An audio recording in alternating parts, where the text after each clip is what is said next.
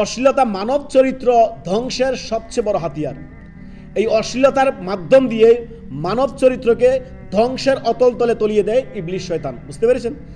এজন্য আল্লাহ রাব্বুল আলামিন সূরা আনআমের আয়াত নম্বর 151 তে আল্লাহ তাআলা বলেন, ওয়ালা তাকরাবুল ফাওয়াহিশা, তোমরা ফাওয়াহিশা অশ্লীলতা জেনা ব্যভিচারের নিকটবর্তী হও না, কাছেও যেও না।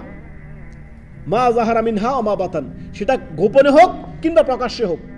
আপনি গোপনেও যেমন একজন উত্তম চরিত্রের মানুষ, ভালো চরিত্রের মানুষ, একজন ফরেজগার, দিনদার, আল্লাহভীরু পুরুষ কিংবা নারী, ঠিক তেমনই করে আপনি গোপনেও একজন আল্লাহভীরু আপনার কি হবেন?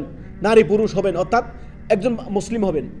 অনেকে আমরা কি করি? প্রকাশ্যে অত্যন্ত আল্লাহর বান্দা, মাশাআল্লাহ আলেক হাজী সাহেব, তো গোপনে দেখা যাচ্ছে অনেক অন্যায়ের সাথে সে কি করে?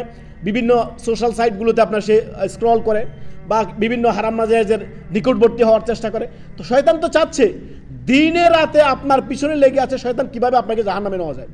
অতএব আপনি প্রকাশ্য কিংবা গোপনে সমস্ত ফাহেশা কাজ থেকে, জেনা ব্যভিচারের কাজ থেকে, জেনা ব্যভিচারের নিকটবর্তী হওয়া থেকে নিজেকে মুক্ত রাখবেন। পরের আয়াত দেখেন, সূরা বানী ইসরাঈলের আয়াত নম্বর 32, আল্লাহ কি বলছেন?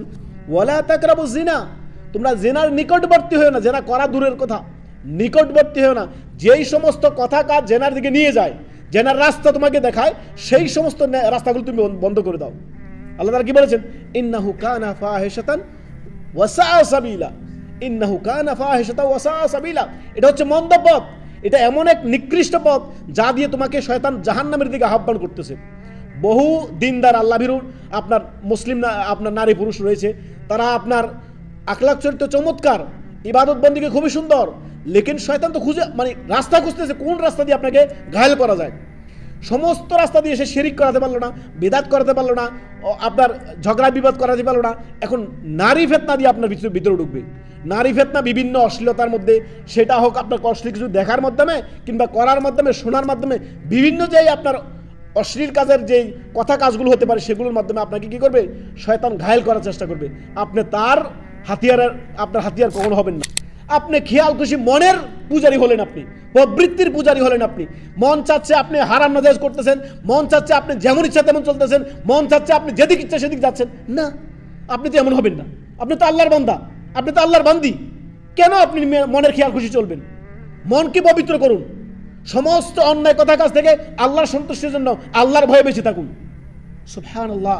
এই আয়াত সূরা আশ-শামসের দুটি আয়াত, 9 এবং 10 নম্বর আয়াত, আল্লাহ তাআলা অল্প কয়েকটি কথা, এই কয়েকটি উপদেশ যদি, এই দুইটি আয়াত যদি আপনি অনুধাবন করেন, আপনার জীবন পরিবর্তন হয়ে যাবে। সুবহানাল্লাহ। আল্লাহ কি বলেন?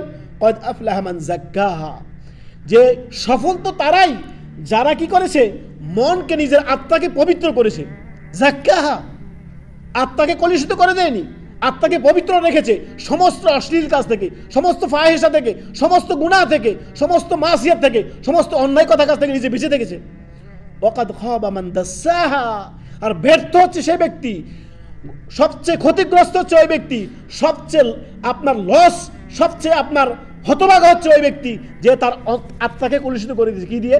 জেনা ব্যভিচার, হারাম নাজায়েজ, সুদ ঘুষ দিয়ে, সমস্ত অন্যায় দিয়ে নিজের আত্মাকে, নিজের জীবনকে পরিপূর্ণ করে দিয়েছে। সে হচ্ছে ব্যর্থ, খাবা, অসফল। সে কখনোই সফল না যে আল্লাহ এবং কি তার রাসূল থেকে দূরে যাচ্ছে। প্রকৃতপক্ষে সফল হচ্ছে ওই ব্যক্তি যে ব্যক্তি আল্লাহ এবং কি তার রাসূল সাল্লাল্লাহু আলাইহি ওয়াসাল্লামের আনুগত্য অনুসরণ করেছে। সুবহানাল্লাহ। আল্লাহ রাব্বুল আলামিন সূরা নূরের আয়াত নম্বর 19-এ ওই সকল প্রকাশ্য যারা জেনা ব্যভিচারকে ছড়িয়ে দেয়, তারা পছন্দ করে যে মুসলিম সমাজে জেনা ব্যভিচার ছড়িয়ে পড়ুক, তাদের জন্য মহাশাস্তির কথা সূরা নূরের আয়াত নম্বর 19।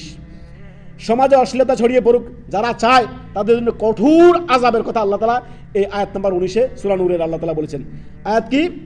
ইন্নাল্লাযীনা ইউহিব্বুনা আন তাশিয়াল ফাহিশা ফিল্লাযীনা আমানু লাহুম আযাবুন আলীম।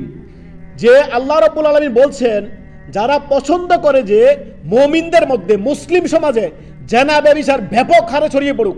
এই যে নায়ক নায়িকারা এরা জেনা ব্যভিচার ছড়াচ্ছে না, এই যে যারা কাপল ব্লগার আছে এরা জেনা ব্যভিচার ছড়াচ্ছে না। বিভিন্ন সোশ্যাল মিডিয়ায় ঢুকলে আপনি দেখবেন নারীর জন্য, আপনার অর্ধনগ্ন নারী পুরুষের জন্য আপনার ঢুকায় মুশকিল হয়ে পড়েছে। তো এরা কি প্রকাশ্যে জেনা ব্যভিচার ছড়িয়ে দেওয়া না? এটা দেওয়া হচ্ছে না?